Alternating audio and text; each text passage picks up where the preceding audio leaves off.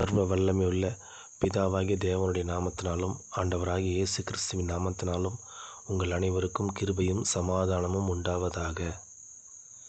ஆதியாகமம் 2ஆம் அதிகாரம் 17ஆம் வசனத்தில், நன்மை தீமை அறியத்தக்கதான இந்த கனியை நீங்கள் புசிக்கும் நாளில் சாகவே சாவீர்கள் என்று தேவனாகிய கர்த்தர் ஆதாமுக்கு கட்டளையிட்டார்.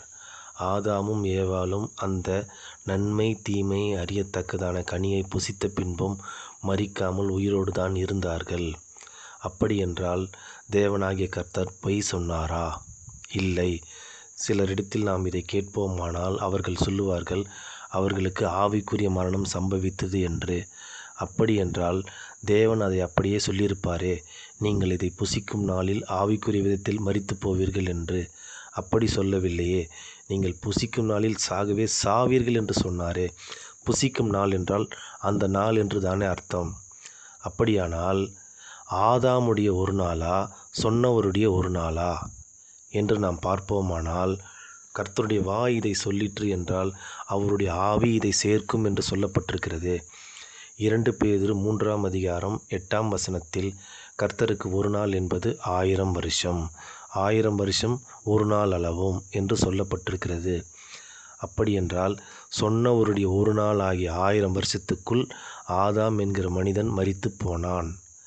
ஆதாம் 930 வயதளவும் பூமியின் மேல் உயிரோடு இருந்தார். அதன் பின்பு மரித்து போனான்.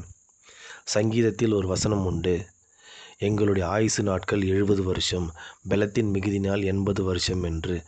அப்படியானால் எந்த மனுஷனும் தேவனாகிய கர்த்தர் சொன்ன அவருடைய ஒரு நாள் ஆகிய 1000 வருஷத்திற்கு மேல் பூமியின் மேல் ஒருவரும் ஜீவிக்கவில்லை. அதிக நாட்கள் பூமியின் மேல் ஜீவித்த ஒரே மனுஷன் மெத்துசலா. அவருடைய ஆயுசு நாட்கள் 989 வருஷங்கள்.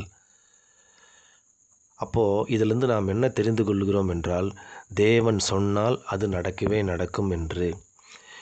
இந்த விதமாய் தேவன் தம்முடைய வார்த்தைகளை தந்து நம் ஒவ்வொருவரையும் காத்து ஆசீர்வதித்து அவருக்கேற்ற விதத்தில் நாம் வளர தேவன் தாமே உதவி செய்து காத்து வழி நடத்துவாராக. ஆமேன்.